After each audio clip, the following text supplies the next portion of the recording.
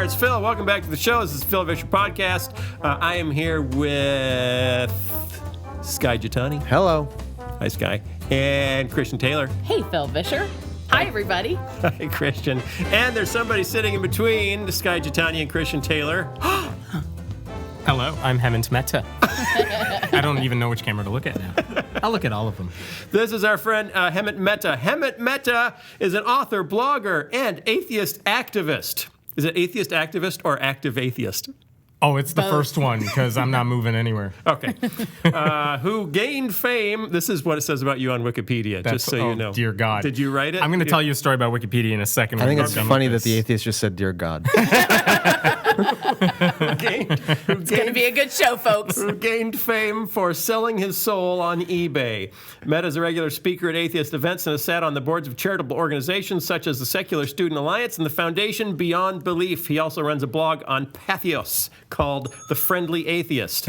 Okay, that's my first question, which is obvious. So are you saying that most atheists aren't very friendly? No, what I'm saying is that I think most atheists I've met are really friendly, but if you ever read about atheists in the news or something, it always prefaces the word atheist with militant, staunch, angry, strident, litigious, strident. Right. And it's like, well, most of the people I meet are pretty nice, happy people. So you know what? I'm going to force you to put those two words together. Not because I'm nice and shrewd branding. Yeah. That's shrewd. Yeah.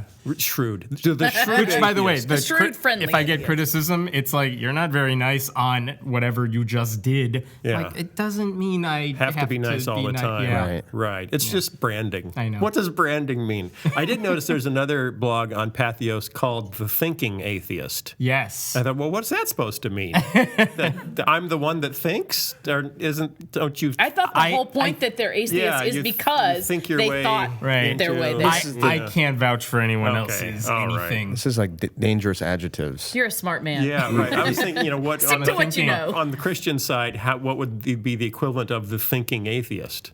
Like the faith-filled Christian? That would be us. Shouldn't that just, Hopefully there should just be thinking Christians, too. By the way, if you were reading this Wikipedia page several years ago, you would have seen that my ex-girlfriend slipped in there, he got no love as an embryo. But I don't think that meets objectivity requirements of Wikipedia, and it's not there anymore. Thank you, secret editors.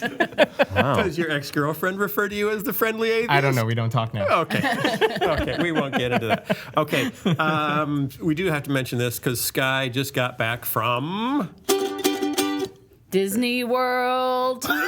Thank you, Christian. Yes. Supposed to harmonize. Sorry. I was asking Skye. You didn't do the theme song, I didn't do the theme song. Yeah. Oh my gosh, I'm just sitting here with the ukulele in my hand. We just got rolling.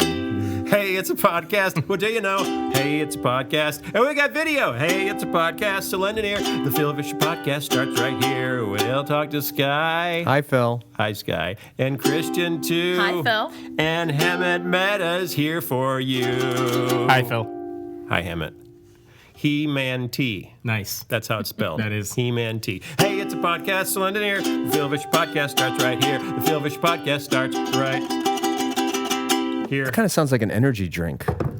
He-Man-T? Yeah. Yeah. Yeah. You could branding. Branding, there you go. Yeah, that's you could get something. That's pretty that great. sounds more drinkable than Arnold Palmer. Oops. Yes. Skye went to more Disney fun. World. I did. And it went well. With the family. Did you get in? Unlike Phil, I went with my family and children. Did they let you in? I travel alone. I had a couple of incidents. You did? I did. What happened? Well, first of all, I left my baseball hat on the plane. Oh. And when you're bald and you're in the near tropics, you need a head covering. Yeah. So I had a really difficult time finding any hat that wasn't Disney branded. Well, you were on property. Yes. You were staying on property. And So did you take a towel and wrap it around your head? No. Is that where this story is No, going? it's not. That's a horrible miscalculation. No, but I eventually did find one, but it took me a long time to find a Little Mermaid. No, I ended up getting they're in Adventureland. Did you get the goofy one with the big ears? There's some really obnoxious hats I'd like there to now. see a picture of that. I did find they have a little surf shop in Adventureland, and so I got a Quicksilver hat that kind of worked out. Well, that's But the other incident I had is security's changed at Disney World. Oh, yeah? In recent years. More intense? More intense. I mean, you think about it, if they just have one incident, they're toast, right? So they crack down. They cannot have an incident. And you go through a bag check where everyone has their bags searched for whatever, and then you can enter the park. But between the bag check and the park entrance, they have a couple of metal detectors with security guards, and they randomly select people to go through that. I know all about that. Yeah.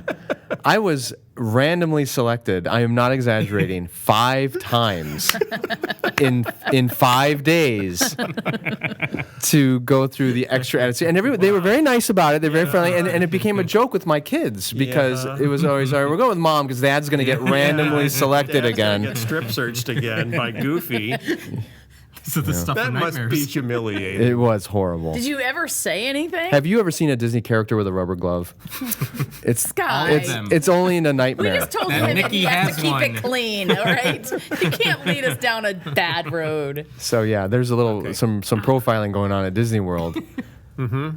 Yeah. Apparently. And then, you go from that to go into, it's a small world, and you see it differently. Yes, I'm sure. Because that ride is completely predicated on nothing but racial and national stereotypes. Harmony. Oh. Stereotypes. Oh. Stereotypes. But harmonic. And when you got in the car for that ride, along. like bells went off. The little boat. Yeah, you go, oh, okay. This is how it goes.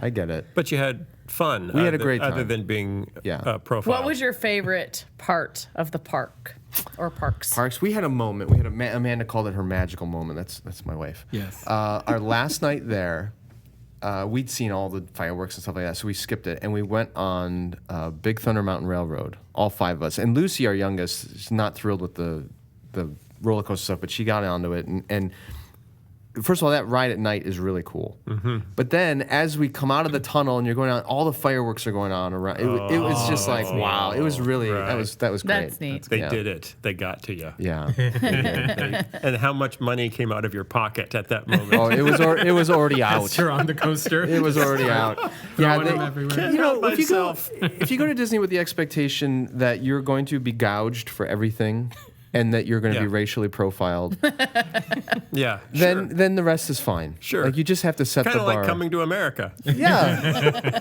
Yeah. Okay. So did you? Would you do it again? Yeah, not anytime soon. Okay. I mean, then did you like staying on property? Yes, we did. The buses were kind of annoying at times. It just takes time. It takes time, and that was a little bit annoying. Did you do the Harry Potter thing too? No. I know that's not Disney. No, we didn't. They were doing all the entire immersive Disney experience. Yeah. Did you not rent a car? We did not rent a car. Okay, that's the ultimate Disney goal. That's what they want. I know. We gave it to them up this at the time. airport. We will take your luggage. We will do it so you don't ever need to go to Universal. Even though we didn't rent a car, I did notice a lot of people on wheels.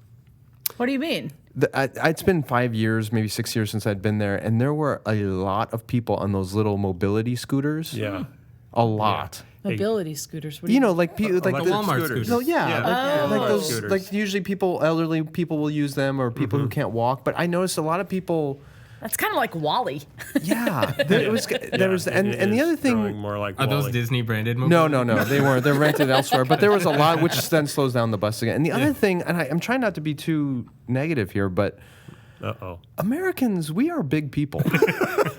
We are. And I noticed a couple of like European families there, and they were either speaking French or German or some other Dutch, who knows what. And I just know the whole time, all they were talking about, look how fat these Americans are. I told you that's what my French friend Flo says. My goodness. She just cannot believe. I have a friend that came over from France and spent like 3 weeks. She couldn't believe how much we eat, and she's like, in France we would never spend this much time eating. And if you're an American who goes to those countries, you're like, this is how small the portions are. Right. Yeah, I mean, it's just a very different. Where's the ice in my Diet Coke? Yeah. I really think that we ought to go back to being more European. Well, I'm just saying, when you see tens of thousands of Americans on since we've been vacation European. at Disneyland or Disney World, you begin to realize there's some truth. We are all to the- supersized. We are. And eventually, you'll just, when you buy your ticket at Disney World, they'll give you your mobility scooter, just assuming you probably don't have what it takes to get around the park. And when you sit in it, it already knows your settings because Yes, it you knows your programmed that settings. in. I've actually wondered because now at the front entrance to all the parks, they don't have turnstiles anymore. Right. Really? There's no turnstile. It's wide open, and you put your band up on these your little things. magic But it's band. super wide entrances now because I think they were having problems with either the mobility scooters or just the hips. Like they don't fit through the turnstiles. Well, that like was they one used of the to. goals of the Magic Bands was to be able to get rid of turnstiles because it slows people down. They're trying to get rid of. You're going to wait in lines once you're inside. Right. Why are we making them wait in one more line? if So we what don't do the have to? magic bands do? It's an RFID chip Yeah. so that it identifies you, and then it can't. If you stay on property, it's your room key, it's your fast pass. It knows what you want for food. Yes. You pay with everything. It's your dietary restrictions. It's really the mark of the beast. It's all Yeah. And so Just the beast is a mouse. So is it like is it like With the glove. mark of the tiny beast. is it like an Apple Watch that you pay with? It's just this and plastic It's like band you kind wear. of like a Fitbit. Yeah, it's It's a whole- Mickey Fitbit. And so if you how do they I just know want if to say you're that walking again. in? It's a Mickey Fitbit. It transmits to a say? signal, I really and like saying that. there's these It's little. an RFID. Does an alarm go off if you don't have it on and you try to walk in? Well, If you're a kid? Well, you can't get in. There's a little Can't get there's these posts everywhere. They have these Mickey heads on them, and you put your band up to it, and it starts spinning white light, and then it turns green when These it's clear. decapitated And then you got to Mickey put your heads. finger on because Yeah. it reads your fingerprint. To make sure you didn't put your band on someone else. Yeah, Oh. Huh. Boy, It's- that's it's- complicated. Yeah. And then you have to give it a urine sample. it's very Halloween. Right then and there. Yeah, to make sure you're not carrying any food from outside the park that you've had in the last 24 hours. Okay, can we get on with Yes, this? Probably we spent know too it. much time I in this know, prologue. I know. Sorry, Hemant, you'll have to come back next week. We're out of time. You could be our, who's the guy on Jimmy Kimmel? The Born Identity. Matt Damon? Yeah, Matt Damon. Push back who's for the always, next episode. I thought you were going to say the little Hispanic guy. No. What's his name? From Fantasy Island. No, that's Tattoo. What are you talking about? Jimmy Kimmel. I know who you're talking You know about. what I'm talking about. His little sidekick friend. I I don't can't watch remember Jimmy the Kimmel, name. so I don't know. I'll think of it. Okay. Anyway. Oh, man. Oh, I almost had it for a minute. His The guy- Is he name. is he like a tattoo kind of guy? Well, he's short. So, He's not that short. Hemant. Okay. What's your background? In terms of, Where'd you grew up around here? I did grow up, in and around different parts of Chicago. But Different you are suburbs of Chicago. by descent Indian? Yeah. Okay. Oh, are you related? Just Probably. kidding. There's only like 2 billion of us. I know. Boy, that's hilarious. Wait a minute, though. That's what they say in Mississippi, and it's usually true. Yeah. Well, but never mind. Different type. Yeah. Your family background, though, religiously. They are Jain by religion. What's that? Jain. It's a smaller religion, not Hinduism. A little bit of overlap, not really. But basically, Jainism, primary tenet is nonviolence. So don't hurt anyone, Ahimsa. anything. Yeah, ahimsa. And if you talk intense fundamentalist Jain, you're talking about someone who might wear a cloth over their mouth, and so that they're not hurting bacteria in the air, they will sweep the ground before they walk. We're not that intense, but my parents raised me vegetarian. You're taught don't think anything bad, don't do anything bad. I just wrote a devotional tomorrow about this. Yeah, I mean, Really? About philosophically, Jainism? Yeah. I have heard atheists, intense, the ones you tend to think of when you think of wow, that person. That's an angry atheist. That's an angry atheist. They have said, we're against religion, but if the whole world was fundamentally Jain, maybe things wouldn't be so bad. But there are the things that I just didn't buy into. So they're kind of like Quakers. In some ways, yeah. They're Indian Quakers. They're the other beliefs are the things I just couldn't get on board with. Okay. So, but yeah, philosophically. Wait, what are the speaking, ones you couldn't get on board with? Reincarnation, karma. They do have the ideas of heaven and hell. But yeah, a lot of the stuff that they believe that I just couldn't get on board with. And the first time you start thinking about those things, how come we believe that stuff? How come no one else knows about these things if we're so right about it? And it quickly went from, I don't think we're right, and then it went to, I don't think anyone's right. Everyone is wrong. Everyone is wrong about everything. And then you embraced violence. Yes. and eating babies and. How big of a How many religion? Jainists are there? I don't know the number worldwide, but I do know Chicago is one of the bigger hubs outside of India. So there is a Jain temple outside of Chicago. There's a lot of people in like New Jersey and Texas for some reason. Well, there's large groups of Indian immigrants there. Yes, exactly. Yeah. So yeah, you see little pockets of Jains in different So are parts your of the parents country. still practicing Yes. Jainists? Yes. And I have a baby, and the baby's with grandma right now. Yeah. But grandma will totally teach her all the prayers, and like the baby doesn't do much right now. So it's like, just hold your hands together like Okay. And I totally don't care because I have Okay. someone watching the baby. You figure you'll deprogram if you I'll have deal to. with it later. You pay for babysitting with indoctrination. Pretty much. I don't know if that makes me the worst atheist ever. No, but- my mother did the same thing to our children, but she indoctrinated them with sugar. Oh, nice. That's what Okay. my son worships. It was April Fool's Day. Did you know that? That was the first. I did. Just recently. I just have to read my favorite April Fool's post. Oh yeah. By the way, we do news first. Yeah, we do a little news, Technically. and then we'll dive in deep. This was written by John Stackhouse. Yeah. I don't. He's a Christian thinker, scholar. Okay. He's in Canada. Filmmakers pull God's Not Dead 2 on first day. In a move that has startled Hollywood veterans and disappointed hopeful fans from coast to coast, PureFlix Productions has pulled the movie God Isn't Dead 2 from international wide release. Spokesperson Prudence Candor read from a prepared statement the following announcement. PureFlix Productions has read early reviews of its movie God's Not Dead 2 and has regretfully come to the conclusion that the critics are right. The film is truly terrible. We believe its production values are responsible enough, and we commend our actors for doing their professional best with the material they had. I should have done this with Warner Brothers with Batman versus Superman. But having read criticism after criticism about the stereotypical characters, implausible legal situation, unfair depiction of anyone not clearly Christian, and dubious, indeed sometimes simply irrelevant arguments offered by the apologists in the film, PureFlix has realized that the movie must not be shown. Don't worry, he'll be back in 3 days. Shortly after this announcement, Alex and Stephen Kendrick, producers of another line of popular Christian films, including Fireproof and Courageous, released the following statement. We have been deeply convicted by the humility and integrity of our brothers and sisters at PureFlix. Rather than continuing our practice, therefore, of using third-rate stars plus whoever in our church happens to want to act in a movie, thereby depriving capable professionals of a job and the film-going public of a proper movie experience, we pledge ourselves now to work only with the highest quality personnel available. We promise to do better. The brave and expensive decision by PureFlix seems to have set off something of a ripple effect among public figures identified with controversy over religion. Richard Dawkins said to the BBC, I'm certainly going to be more careful with my arguments and more respectful of my interlocutors from now on. Toronto broadcaster Michael Corrin said, no more caricaturing conservative Christians just because I'm no longer one myself.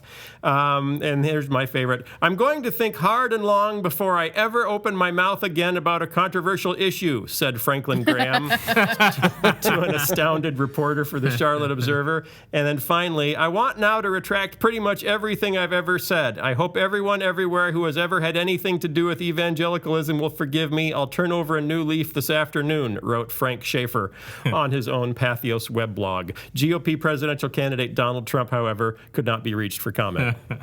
April Fools. I think That was not true. that felt more like April Sanity in the other 363 days. Yeah, 4 days a I year. know. Where did you find It's that? always sad when the article is like, oh, I wish. Yeah, if only. Okay, I thought that was John Stackhouse. Oh, okay. Nice. Not to John be confused with Brick House. Brick House. No, not Boys. to be confused. Sorry. Okay, back to our show. That was really the only news I had for. Oh, except that you owe America an apology. Oh, I know. I got owe it. Was America- Mel Torme instead of Tony Bennett. I saw that. I apologize. Okay, Tony Bennett's nickname is not the Velvet Fog. That was it Mel- was Mel Oh, Torme. man. We were wrong last week. I got you. Our listeners correct us a lot. Yeah. Yeah. I just want to say I saw The Story of God last night with Morgan Freeman, and I think Was it the first one? it was the first one. It was basically Beyond Death is the title of it, and it was talking about several major religions and how they think about what happens after death. And, is there any science behind that? And, what is science doing now to deal with this? So it was super interesting. And they did look at Hinduism and they looked at Christianity. And what was neat for me is that they went into the Temple Mount and into where the cave was that they think Jesus was probably buried. I'd never, of course, seen Israel at all, so that was cool. Okay. And then they talked with a scientist who talked about what they think happens in your brain after death. When you die. Yeah. And there is some science that shows that you're not completely dead at that point, that the soul of You're not you dead is... when you're dead? Right. Death is actually an for a little ambiguous thing. Yeah, and death, it takes a while for you to actually die on a cellular level, and there, I guess, is some consciousness there after death or whatever. I don't know. It's a creepy thought. It is kind of a creepy thought. It kind of makes The Walking Dead seem more realistic. Well, that's what there was a joke about Really? that. Yeah, they talked about that. And then I found it interesting to see how they dealt with death in the Hindu faith, and with reincarnation. They were on the Ganges River and they were talking about cremation and so I'd never understood. Did you get the feel that they're trying to minimize differences so that we can all be one happy huggy? I think what they're really family? trying to do is look at what each one believes. For what purpose? It seems So that like Morgan Freeman can talk. And we can say, it's like velvet. Yes. This is velvet fog. I thought it was interesting. I liked watching him because you did have the feeling that he himself was very curious. Yeah. And was on this exploration At his age, he should be. to figure things out. Now, in the Time's running out. in the beginning, now I guess he kind of tipped his hand a little because he met with this guy that did have a near-death experience where he was on this boat and he drowned for like 18 or 20 minutes, and he talked about seeing this light. And for him, that experience caused him to believe in that Something. distilled light being a God presence, even though he would say he's not a Christian. Morgan or the guy who died? The guy who died said this. Oh, okay. But then Morgan, and he says, I don't subscribe to one religion. I have, all these religions, books on my shelf. And Morgan said, well, so do I. So he kind of tipped his hand a little bit so I don't know. So they didn't have him be the host just because he's been the voice of God or the No, in he different movies. genuinely He's behind seemed the film, the series. is he? He's like one of the producing it. producers. Oh. Yeah. Yeah, it seems Incidentally, like I have my when my grandmother died, we went to India not long after. Coincidentally, we were the next ones in our group of people to go, and we took her cremated ashes to the Ganges River. Mind you, we are not Hindu. Oh. But it's just something you do, I guess. It's like every kid has to go to Disney World. Yes. Everyone's ashes has to go to the Yeah, Ganges. so we went there, and at this point, I was an atheist when we did this, so what have you. But we go there, and it's very much you see people coming up to you like with squeegees almost on a street, but they're like, we see you with the urn in your hands. We'll take care of the ceremony for you. Give us some money. Very much. Okay, fine. So my parents did. And they said whatever it is they said. I didn't understand it because it wasn't the language that I grew up with. And then we put her ashes in there. Okay. But the river is totally filthy. And you see people bathing in it, and you're like, you're worse off now than you were when you went in there. It was kind of disturbing. It is kind of disturbing. Mm. Okay. Well, I just think it's worth watching and discussing. Yeah. That's all. So you have your homework assignment, everyone. There you go, Yeah, peeps. we all have to watch it. I saw one of the promos, and the whole promo kind of rubbed me the wrong way because it started out, said, everywhere in the world, people are asking the same question. Oh, that just turned you off right at the No, beginning. it was what the question was. Who is God? Oh. And I don't think that's... If only people were that curious. Yeah. Yeah, well, in India, many of them are asking which God are you referring to? Yeah. Or, there's so many even religious traditions that don't have a God or a personal conception of God. It's almost like politics where you see like the CNN debate promos where the like everyone wants to know who's going to come out on top. Right. And you're like, Well, and it most seems, people don't care. It seems They're not like gonna vote. the way we would frame the question in the West and then project it onto the rest of the world. Yeah. You're all asking this question. We can tell because you're religious. So obviously you're trying to figure out which God is the real God. Like, well, no, they're not all trying to figure that out. But thanks for asking, Morgan Freeman. Good try. Okay. Keep talking, though. So keep making those silky noises with your mouth. Did you see the I don't know what late night show it was, where Morgan Freeman inhaled helium? No. I didn't Look see it that. Okay. So Hemant blogs at pathos.com as the Friendly Atheist, and this was the one that caught my eye, and I thought, okay, I should track him down since he's local and put him on the show. Ken Ham tweeted. Oh, that has happened, unfortunately, many times. He's gone. Is that as bad as Donald Trump tweeting? He is just. They're both as prolific. Ken Ham is now as prolific as Donald Trump in terms of I'm just going to go off on these long rants and that are just broken up by like by 140 characters. Yeah, exactly. Okay. Wow. So, and this is how Hemant starts out the blog post. It's incredible how many mistakes creationist Ken Ham can make in one tweet. But I guess he's a pro, considering how many mistakes there are in the Creation Museum. I've been there twice. Have you really? Yeah. Opening day. You've been there, and none of us have we? No. Opening day, and then once like Why a year did you or two do later. that to yourself? Because I wanted to know what the heck was in it for myself, and I didn't want to hear it from other people. I was there on opening day because I was with a group of people protesting, not the fact that it exists, they have every right to exist, but the fact that they were calling this a science museum when it's not. Okay. And again, you could protest from the outside, whatever, but I want to know what they're actually saying and doing. Right. So you watch the movie before you pick at the movie. Yeah, so I went in. I paid my ticket. I felt that was worth it to see exactly for myself. And here, I mean, just to give you a quick example That's why I went to it, see the Book of Mormon. that is exactly what the actual Book of Mormon is like. If you go in, it's not even just about creation or evolution. I mean, there's a whole section about look what happens in our godless society with a whole bunch, like a collage of magazine covers that like, here are the Columbine boys, and here's this. You're like, I don't remember this in my history books or the science they books. basically pin every social ill on godlessness and not adhering, not just to Christianity, but then the right type of Christianity. So then what do they do with people who commit crimes in the name of religion or God? Those aren't true Christians.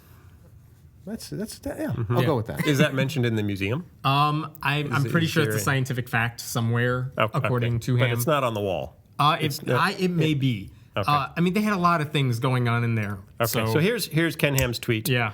The atheist religion. Stop.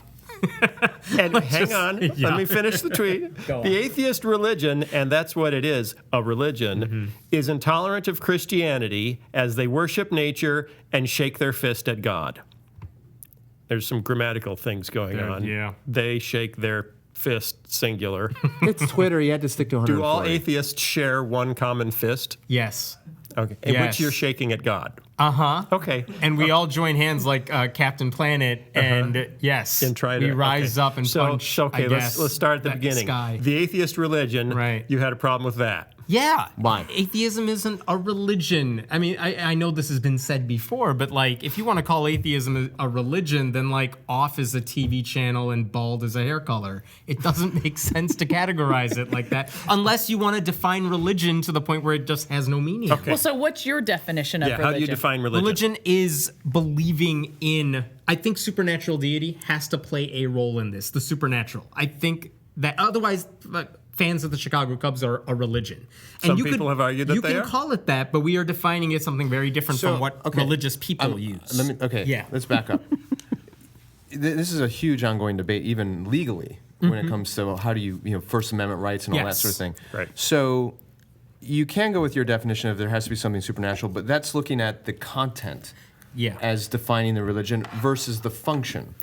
Yes. There are things that function as religions for people which do not have supernatural content. So Paul Tillich, famous theologian from earlier in the 20th century, argued that every human being is religious because every human being has something of ultimate concern. and that which is of ultimate concern to you, which sort of defines your life and your purpose, every human being has that. For some, it is the Chicago Cubs, or Disney World, or that was a poke at you. atheism. Yeah. So let me make 2 points to that. One is, if you want to say this is the thing that binds us together, something fine, and legally speaking, that you bring it up, the way at least that I have seen the courts use it, they will say like, we're not taking a stance on whether atheism is or isn't a religion, but as far as First Amendment cases go, we are going to treat it like a religion. Right.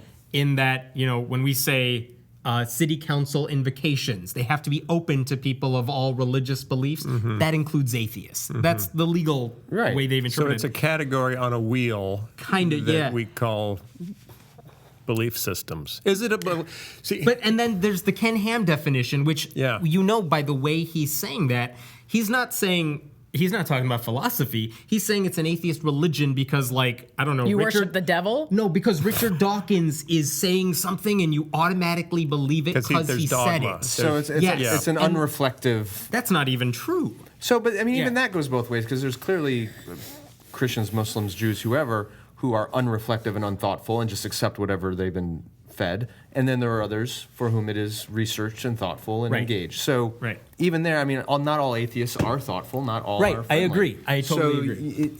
At some point, this is an ongoing debate that our society is going to have to figure out for a lot of reasons. Right. Is there a difference between atheism and scientific naturalism? Depends how you want to define. Because atheism is just it's a plank. It's not a platform. That's very true, and that makes it very hard. Tenet. This is an argument we have amongst ourselves, which is that that's a problem because we're atheists, but what else? What else binds us together? Because it's not politics, even though there's a trend in one direction, and it's not certain issues because there's trends in that direction. So when you say, that's why there are people who call themselves humanists. Because they feel like this is a better symbol for what I do believe in. Because atheism is one answer to one question, and then you're done. Well, and that's the difference. Like, we don't call ourselves theists, we call ourselves Christians. Yeah. Because theism is just the belief in a personal God, but it doesn't say anything more than that. Whereas Christianity says, there's a personal God, and here's all this other and some people said, atheists have a whole set of beliefs. It's a whole belief system. Therefore, it's just like a religion. Many people then say, no, there's no atheists don't believe anything. They reject a belief in something. Yeah, and here's my question. Are you familiar with the monument that the American Atheists put up in Florida? The courthouse one? Yeah. Yes. Yeah. A whole side of it is... It's like a bench with quotations Yes, and a whole stuff. side of it is atheists believe. And it's a whole series of quotes from... So that quotation, let me specify. There was, I believe, a Ten Commandments monument outside a courthouse. Yeah. The atheists wanted to say, look, either take that down because it's promoting Christianity, or let us put up something up. And because it's American atheists, and they're a specific group, they said, well, here's our bench. Here's some quotations by, I think, some founding fathers. Madalyn Murray O'Hair. And Madalyn Murray O'Hair, who founded our group, who once said in a speech, she wasn't saying, like, atheists have to believe X, Y, and Z. Okay. She was saying, atheists in general. It's like saying Christians in general, we are good people who do this and that. She was saying atheists like to build a hospital as opposed to... a church. Something like that. It wasn't saying you have to believe in this, otherwise you're a bad atheist. But doesn't it undermine the argument to put in stone... If you're taking that quotation literally... Sure. But that's not what the quotation is saying. Again, believe me, I know a lot of atheists who don't like that quotation or what they were trying to do with the bench. But as far as what are the tenets of atheism, if you want to call it a religion, I think you would find quite a bit of disagreement, even among atheists, as to what those would be. Right. And humanism came from some very liberal pastors, universalists. So humanism didn't start out as atheist. There's a reason it's secular humanism to distinguish from that. Gotcha. Okay, so number one, I just lost oh, there it is. Number one, atheism is not a religion. Yeah. I think you're good with that? So it sounds like to me, sorry, just let me pipe in for a second. It sounds like we're 50-50 on that. It sounds like technically for the government's purposes, it's classified as a religion, classified and as you'll such. agree It's with on that. the wheel of belief systems. Right. Because if you don't do that, you're putting it in some weird category where you can't make judgment calls on legal issues. Right. So you have to have something to hang your hat on. Yeah. Right. But yet you're saying we as a whole group of atheists don't ascribe to this set of specific belief system tenets. There's no statement of faith. There's no statement. Is there of a faith, statement of unfaith? We don't believe in a higher power, but there are. But it's not about higher. Isn't it really? And you can tell me if I'm wrong. Most of the world believes the natural world is not a closed system. That there's something beyond the natural world. Things can come in from beyond the natural world. Metaphysics, the supernatural. Supernatural. Yes. Scientific naturalism is the very explicit rejection of that, saying the natural world is a closed system. Can I rephrase that another way? There are people who will say God doesn't exist, who will say the supernatural cannot come into this world, which is, I think, what you're getting at with the scientific naturalism. Yeah. And I think this is one of those petty but important distinguishing things, which is to say, I don't know a lot of atheists who would say, no, I'm categorically rejecting all of that. They would say, look, show me the evidence. But until you do, I'm just going to live my life as if those things are not happening. Isn't that an agnostic? No. And again, another one of those long-term arguments. I think an agnostic saying, look, I'm never going to figure this out. Okay. And it's a different question you're asking altogether, which is, I don't think we could figure it out, so I'm not going to take a position on that. Whereas atheists are saying, I don't think we can, or maybe I think we can figure it out, but I'm just heading in this direction. I hope I got that right. Maybe I didn't. Okay. People will complain, I'm sure. But again, these are all these philosophical questions. Yeah. But legally speaking, we got to make a distinguish. We got to figure this out somewhere. Right. But in terms of when I read that tweet by Ken Ham, he's saying it like, look, we're a religion, you're a religion. We have certain dogma, we're believing this, and you all believe the same thing. It's like, no, that's not what atheists, okay, that's not what we next do. part, the atheist religion is intolerant of Christianity. Yeah, that one I really don't understand, because what are we intolerant of? What is it that he You thinks? want to put me in jail. Obviously. But that's just you. For my beliefs. So it's not about my beliefs? I think, about your what's ukulele. interesting is, honestly, I feel like, there's this ongoing battle between the Christians and the atheists, and they just assume that they hate each other and that there's this constant fight and that both groups like the want to. Hatfields and the McCoys. Yes, that's exactly, never what I ends. mean, right? The Sunni and the Shia. Right. And I think the problem is on both sides, maybe there is that underlying assumption. And so there's no conversations like we're trying to have here. What do you think it would look like if he was right? If atheists were truly intolerant, they would be trying to shut down that Creation Museum and his Noah's Ark theme park, which no one's trying to do. Tried to take away the tax credits. But that's a different issue, right? Yes, it is. It's saying treat them the same way you would treat any other organization. Yeah, You would you would see people trying to shut down churches, which I don't know any atheists who are trying to do that. Right. I think except Westboro Baptist. A fine community of he great says Christians, right? sarcastically. Yeah. But I was like, a lot of atheists, though, this is one of the things that there's a difference between being critical of beliefs or being critical of what you're doing with those beliefs, which anyone's welcome to do, versus what I think Ken Ham is getting at, which is when you try to take away my tax credits or treat me... Right, you're trying to shut me down, which is, no, we just want you to play by the same rules. I think part of the dilemma here, though, Phil, is that there are a lot of particularly conservative Christians who desperately want to be persecuted because it makes them feel righteous. Yeah. So they have to feign persecution. It's also a really good way to raise money. Yes, that too. If we've got an enemy... Right. Who's trying to shut us down. And that's true for Democrats and Republicans. Yeah. Every group. That's the victim mentality, the victimhood thing in our culture. Yeah, let's talk about the NRA, shall we? They're coming for our guns and or Bibles and or... Right. And the guns we hide in our Bibles. It's unbelievable because when it comes to this is where it gets really fun for me, just as an observer of atheist culture and stuff. Was that fun in air quotes, or is this honestly fun? Both. No, I'm sorry. Because sometimes you see like Gideons doing Bible giveaways in public schools. Yeah. And the question then from a legal standpoint is, should they be allowed to do that? Is that promotion of Christianity through the schools? Right. So the schools have two options. Either say no to all third-party distributions of religious material, or Hello Satanic Coloring Book. Right, which I love. Which, it's a charming, again, kind of hilarious. But this is the question. Like, if you're... I've seen some Christians respond to that sort of response by saying you're intolerant of our beliefs or you're trying to mock... No, now, we're trying to play by your rules What here. if a well-respected... atheist writer says that raising your kids in the Christian faith should be qualified as child abuse? So, look, if they say that, we can have a debate. Believe me, there are a lot of atheists who disagree with that. I was raised in religion. I don't think it was abusive. Yeah.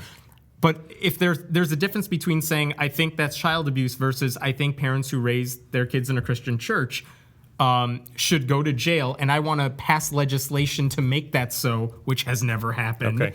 Again, it's kind of one of those, I've heard some people make that claim like, oh, religion is child abuse. It's almost like a rhetorical just device. I want to get people riled up about this. Richard Dawkins, who kind of alluded to that claim in The God Delusion, what he was saying is it's kind of unfair. We would never look at a 3-year-old and say, that kid's a Republican, or here's a 2-year-old, he is capitalist. Were you raised to be a good Republican? Oh, yes, I was. Was that child abuse? His argument was, it's unfair because that kid doesn't know anything about these issues. We should let them figure this out for themselves. And if they grow up to be a Christian or a Republican, fine, we'll argue and debate. There's lots of evidence that's exactly what's happening. Because oh, no, it is happening. Yeah. And he's saying that's not right. We shouldn't do that to kids. No, I'm saying there's a lot of evidence that teenagers and young adults are changing religions. Well, look at me. Absolutely. So you haven't changed religions. No, well, I have changed. You've changed politically. Yeah, politically. More than you've changed a lot. religiously. But again, I think that commentary got dubbed as, oh, he's saying it's child abuse. Even if he used that word, that's the point he was trying to make with that. And, so it sounds like to me then that there are crazy uncles in the atheist camp, just like there are in the Christian camp, and you can't label all atheists with the same brush. Yeah, I mean, look. With the same broad brush. I'm telling you right now, Richard Dawkins speaks at conferences, and when his name shows up, there are a lot of people who complain about it from the atheist community. So yes, there are the same arguments and characters and there. I've seen we reviewed a book called it's called Christian Nation, the novel. And basically the premise was if right-wing Christians actually got to do what they want to do, this is what America would look like. And what they did was the same thing I see done on the conservative Christian side of let's find the most extreme statements made by any individual Christian leader and assume that represents the bulk of them. So this guy says he wants to, we found somebody who says he actually thinks that homosexuals should be stoned, right? Like in the Old Testament. That's what the radical right would do if they had the power, and he wrote that into this story. And so I think I think the tendency is on the other side to read Richard Dawkins, saying, oh, this is child abuse, and say, well, that represents, millions of people who are probably working together behind the scenes in a room somewhere. Right. To make a law. So don't you think the common denominator here, though, whether you're talking about crazy Christians paranoia or crazy atheists, is that we tend to receive all this information through the same media. And the media tends to highlight the voices that are extreme because the same, but our own specific media. Well, we're not all watching Fox News. No, but the things that get the most press or the most attention, whether it's on a blog or on Fox News, is the stuff that's sensational. And so the voices that are most outrageous and sensational from all points of view, whether you're talking politics or religion or whatever, are the ones that tend to get the eyeballs and get the clicks. I don't disagree with that at all. What I would say is, as someone who writes a lot about some of the crazy things I've heard right-wingers say, I think one big difference is that Richard Dawkins speaks for himself because he doesn't represent anyone, unless you want to say, oh, there are other atheists out there. Well, he does represent the millions of people who buy his books and tend to I don't even know if I agree with that. Some kind of figure of authority. I buy his books and I think he says a lot of interesting things. Doesn't mean I subscribe to all of the crazy stuff he says. But a lot of the people that I would say, look, here's someone, not Westboro Baptist Church, for example, but here are certain pastors who said certain things. their churches are filled with lots of people. They're on, like Ted Cruz, for example, has some of those people on his like faith committee or something like that. These are not one-off people. These are not people who are just living in their own bubble.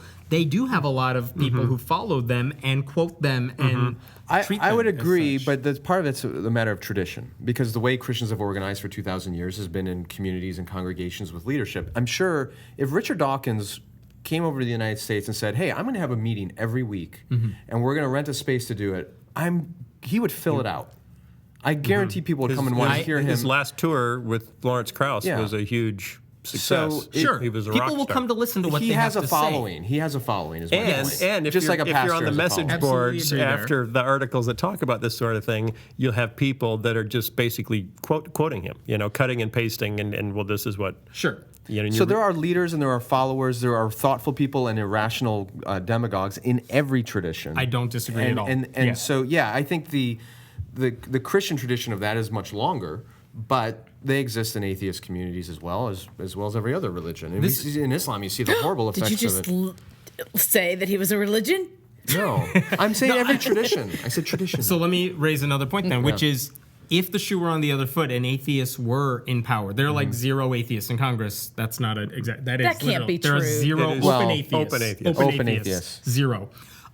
If you had atheists in power with the same political power that Christians do, what would atheists do with that power? Kind of the flip side of the book you just mentioned. come for my guns. Would they come for your guns? Would they say religion is child abuse? Would they try to You shut tell down us. churches? What would We they don't do? know. I don't think they would at all, because I've never seen, even within when no one else is listening, that's not what I agree anyone's with you talking because about. in general, they're Americans. Yes. But when you look at atheism in communist China or atheism in the Soviet Union or atheism, it's and not the because difference there is, are they really following some we're doing this philosophically? Well, No, it's just a tool to control but see, people. that's the difference. In those cases, like in classic communism, atheism was a plank in a larger platform, a worldview that said this is how you run a society. Yeah. And no one's saying that's a good idea either. Right, but so I don't think any atheists in the United States are going to come and take away our children or that because they're Take away our Americans. children. But we have seen what happens when conservative Christians get into that sort of power, because, I mean, we see it now with states like blocking certain types of rights, LGBT rights, fighting against, like, they want to push Christianity into the government, whether it's through 10 Commandment monuments or whatever. I mean, they do want to push their religion. Is it as bad as, like, no, we're going to kill you if you disagree with us? Of course not. But I don't think the shoe would be the same on the other foot. I don't think you would see the same thing if atheists had the same sort of political power. Well, I think you're probably right, but the only reason for that would be because a larger percentage of atheists in our country have probably embraced pluralism as just a good and natural thing in the United States, whereas a lot of Christians, because they had cultural power for so many years, have a hard time embracing pluralism. The whole if you look at theodicy. So Ooh, what's that word? thank you. Government under God. Okay. So people who are theocracy. Yeah. So people who say, this was supposed to be a Christian nation, and it's being ruined, Right. and we have to put it back. They've been literally saying that for over 200 years. I know. I've been Since saying the it forever. Constitution I makes know, no mention I know, of God. Saying for I know. My point being that on the closest thing that you would find on the atheist side to that is what you would have seen in communism, where someone is saying, okay, this is part of our this is part of our position, and we're going to try this on a massive scale. We're going to try enforced atheism with all these other social things, and the whole world kind of tried that experiment and said that was a disaster. Okay, in America, we haven't had that kind of experience with Christianity to say, boy, we took that way too far and that was a disaster. They did in Europe. They did in Europe, but we don't learn from things that are that far away. We just go to Epcot. So you're saying that conservative Christians in America should be able to look at the history of Europe and say, theocracy is a bad idea. Yes. That's exactly what Americans did do 200 years ago, which is why they wrote our so Constitution we did that. to avoid you're saying it. we should continue doing that. Yeah. Well, here's the thing. I don't care. This is going to upset you, Mehta. So we're going with your last name. But the religion... He-Man T. It's all good. He-Man T. He-Man T. Religion is religion in that there are atheists, communists in the Soviet Union for whom that was their religion in a functional way, meaning it was what organized their whole worldview and the way they operated. When they came into enormous unilateral power, they abused it. In Western Europe, when the church had massive unilateral power, they abused it. Right. In the United States, when the Republicans or the Democrats get huge unilateral power, they abuse it. Look at what's going on in Illinois right now, and basically one-party rule for decades. It's not about whether it's Christian or atheist or communist or whatever. It's people abuse power. And so, and religion is the tool. And religion they're is often a tool to do that, but it happens in places where it isn't religion. It's something else.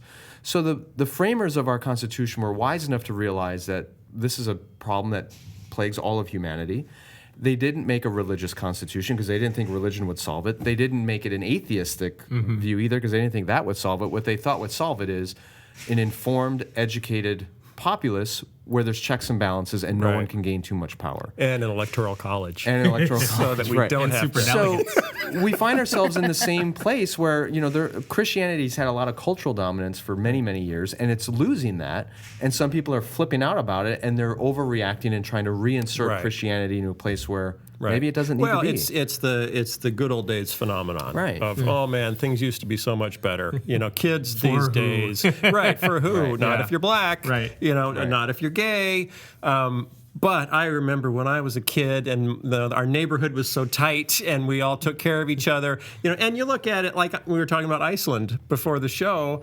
Iceland is the size of, I think, Tulsa, Oklahoma is the population of Iceland. It's very homogeneous. And we know statistically speaking that the more homogeneous a culture is, the tighter it is. Right. The more diversity is, the harder it is to get people to get along. And we just don't like that, but we're committed to being pluralistic, and so which means we're committed to getting along. We're committed, right? Constitutionally committed to getting along, but it's hard.